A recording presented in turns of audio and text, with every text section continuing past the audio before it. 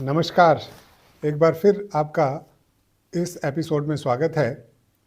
और आज जो मैं बात शुरुआत करूंगा वो इस बात से है क्योंकि आजकल बच्चे एग्ज़ाम दे रहे हैं और एग्ज़ाम देना, जैसा मैंने पिछले एपिसोड में भी बोला है कि सबको अच्छा नहीं लगता। सबको क्या, किसी को भी अच्छा नहीं लगता।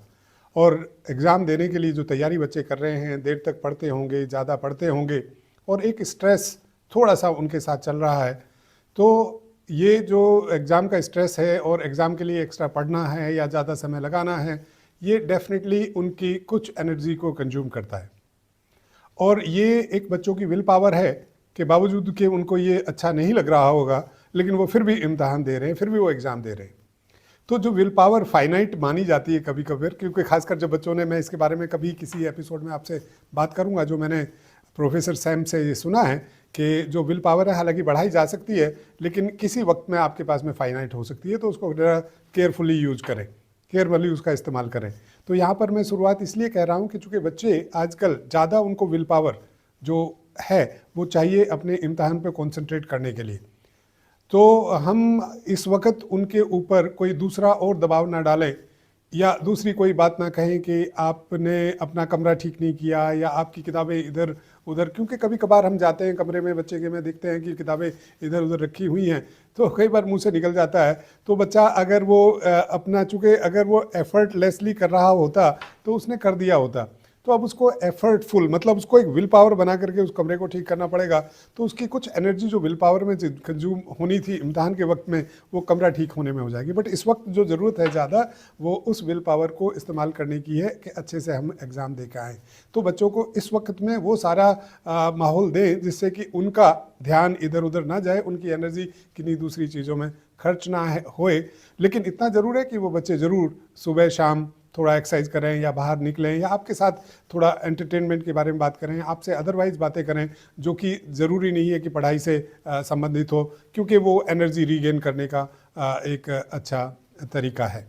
तो ये तो बात रही आजकल जो बच्चे इम्तहान दे रहे हैं उसके बारे में, और हमें एज पेरेंट्स एंड टीचर्स क्या करना चाहिए या क्या नहीं करने की कोशिश करनी चाहिए। हालांकि मैं हमेशा ये कहता हूँ, नहीं पे जोर कम होना चाहिए और क्या करना चाहिए उस पर ज़्यादा जोर देना पड़ेगा। बट इस वक्त चूँकि ज़रूरत थी तो मैंने आपसे ये शेयर कर लिया।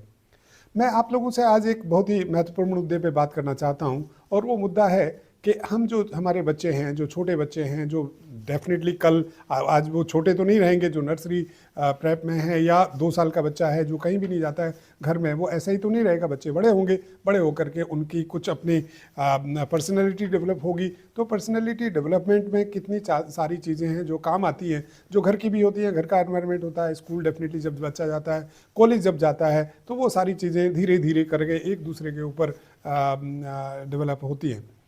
लेकिन यहाँ पर जो सवाल उठता है कि जो हम बात कर रहे थे उस दिन के इंटरनेट, मोबाइल ना, इंटरनेट और मोबाइल, मुझे याद आता है मैंने एक शब्द वहाँ पर शायद या एक सेंटेंस ऐसा बोला था जिसमें मैंने कहा था कि बच्चे को कई बार लगता है कि जब मम्मी के लिए या पापा के लिए ये मोबाइल इतना इम्पोर्टेंट है तो मेरे लिए क्यों नहीं, मुझे ही क्यों ना किया जाता है।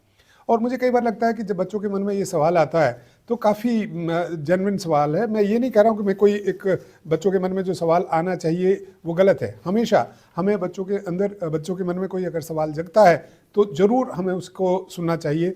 अब वो, मैं हमेशा बच्चों से हमेशा एक बच्चों को एडवाइस करता हूँ कि जब भी आप कोई सवाल पूछो तो सवाल पूछने का जो तरीका है वो थोड़ा ठीक होना चाहिए, अच्छा होना चाहिए, रिस्पेक्टफुल होना चाहिए। वो ऐसा ना हो कि हम किसी को थोड़ा नीचा दिखाने के लिए सवाल पूछ रहे हैं या उस ढंग से हम कोई सवाल पूछ रहे हैं और बच्चे इस बात को समझते हैं और मानते हैं।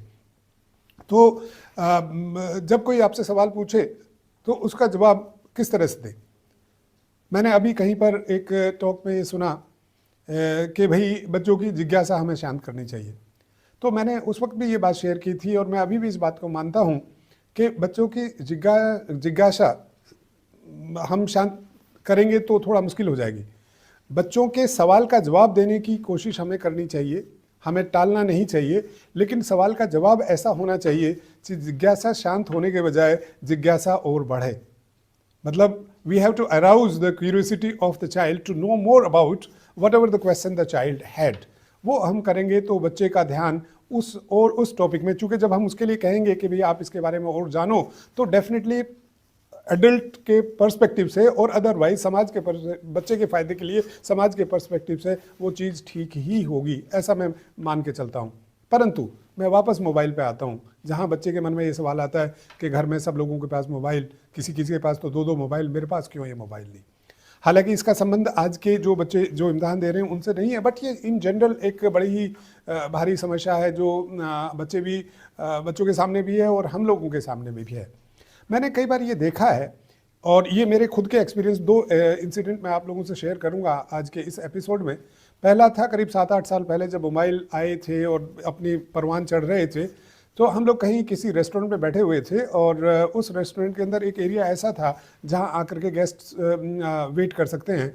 तो मैंने देखा करीब 9:30 के आसपास कुछ एक कपल आए और उनके साथ में एक बच्चा है, और वो बच्चा आकर के, बच्चा था क्या बोलूँगा उस वक़्त में, तो वो जब आए और आकर के बैठ गए तो दोनों के हाथ में मोबाइल था। दोनों हो भाई, डेफिनेटली रेस्टोरेंट में चाय या कॉफ़ी या खाना खाने आए होंगे, ऐसे तो क्यों आकर के बैठेंगे, लेकिन दोनों लगातार मोबाइल पे बात कर रहे थे और वो बच्चा छोटा रहा होगा 1.5-2 साल का, वो बच्चा अनअटेंडेड छोड़ दिया गया।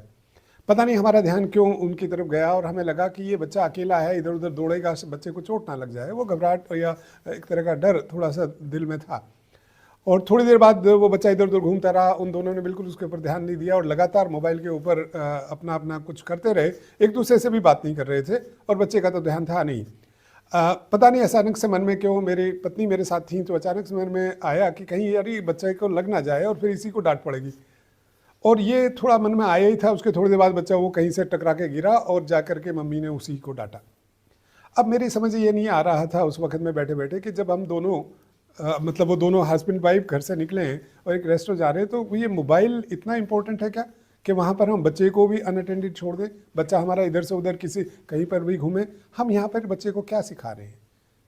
तो ये एक मेरा सवाल उस वक्त था। हमें ये थोड़ा सा अवॉइड करना पड़ेगा। अगर हमें बच्चों के आसपास हैं और बच्चों के साथ हैं तो कोशिश करनी पड़ेगी कि इस मोबाइल को थोड़ी देर के लिए छुट्टी दे दी जाए। हम इसको तब सिर्फ अपने पास में रखें जबकि, और वहाँ पे हो तो यूजुअली रहा था कोई ना कोई सोशल मीडिया साइट ही देखी जा रही थी। सच ऐसा नहीं कि कोई बहुत बड़ा बिजनेस का कोई काम हो रहा था। अगर बिजनेस का काम था तो फिर वहाँ बच्चे को लेकर शायद नहीं आना चाहिए था, ऐसा मैं सोचता हूँ।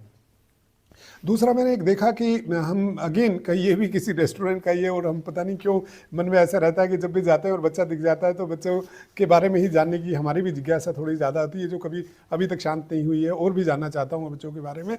और जब मैंने देखा कि बच्चे खाना, मतलब एक ग्रुप आया हुआ था और वो खाना खा रहा था एक जगह, ये कोई मिडवे पे जो होटल्स होते हैं उसके अंदर या रेस्टोरेंट होते हैं उसके अंदर ये खाना खाया जा रहा था।